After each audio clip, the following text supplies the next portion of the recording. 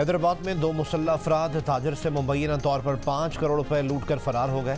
ताजिर ने बताया कि मुलजमान ने खुद को FIA एहलकार जाहिर किया और कार में बैठ गए।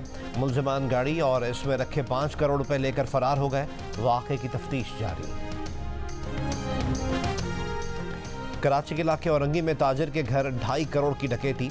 ज़ेर तरबियत DSP उमर तारिक बजारी 2 साथी पुलिस एहलकारों समेत गिरफ्तार। SSP साउथ इमरान कुरैशी को ओहदे से हटा दिया गया। डकैती का मुकदमा दर्जन से जायद मुलजमान के खिलाफ पीराबाद थाने में दर्ज। तहकीकाती रिपोर्ट में डकैती ज़ेर तरबियत DSP की सरबराही में पुलिस एहलकारों और प्राइवेट पार्टी की जानिब से करने की तस्दीक हुई थी। डकैती पुलिस यूनिफॉर्म में 2 एहलकारों और 5 प्राइवेट अफराद ने की थी।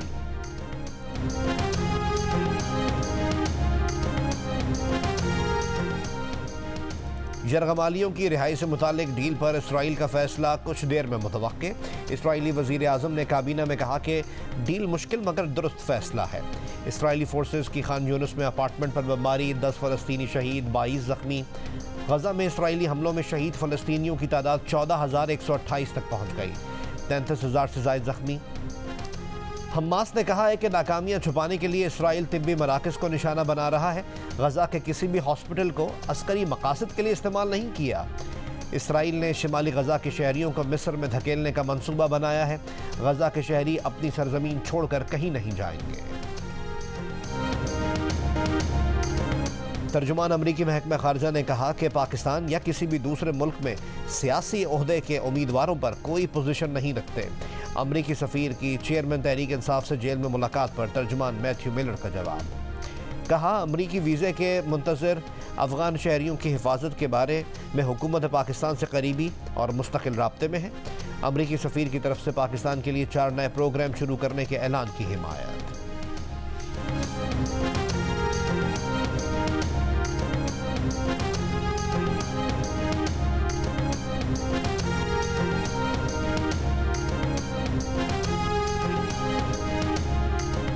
हम हर कीमत पर अक्सरियती हुकूमत हासिल करेंगे। शहबाज शरीफ पंजाब संभालेंगे। मियां मोहम्मद नवाज शरीफ वफाक। साबिक वफाकी वज़ीर दाखिला राना सनाउल्लाह की प्रोग्राम आज शाहज़ेब खानज़ादा के साथ में गुफ्तगू। कहा, इनकी राय में शहबाज शरीफ को पंजाब की बागडोर संभालनी चाहिए। वज़ारत उज़्मा के उम्मीदवार नवाज शरीफ ही हैं।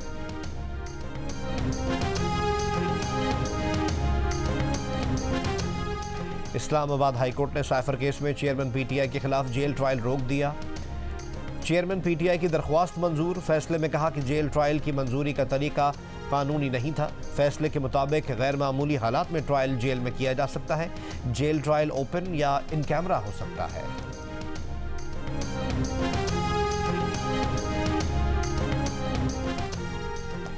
नवाज शरीफ के खिलाफ अल अजीजिया केस में कभी मेरिट पर दलाइल नहीं सुने गए।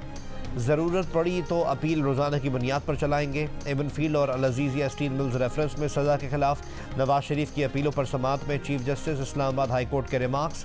केस की आइंदा समाअत 27 नवंबर को होगी।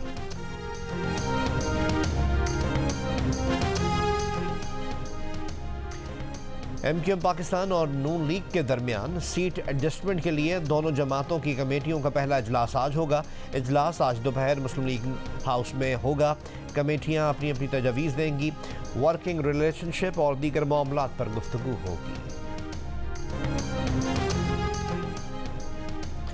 कराची कस्बा कॉलोनी कब्रिस्तान से खातून की लाश मिली है। खातून की शनाख्त 35 साल की नसीब ताज के नाम से हुई।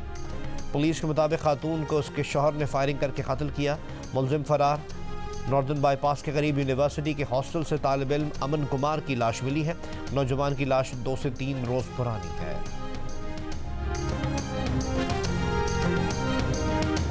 और बरतानिया में हुकूमत ने कम अज़ कम तनख्वाह में इजाफे का ऐलान कर दिया। आइंदा साल अप्रैल से कम अज़ कम फ़ी घंटा तनख्वाह 11.4 पाउंड होगी। बरतानिया में इस वक्त 23 बरस से ज़ायद उम्र के अफराद के लिए नेशनल लिविंग वेज 10.4 पाउंड है।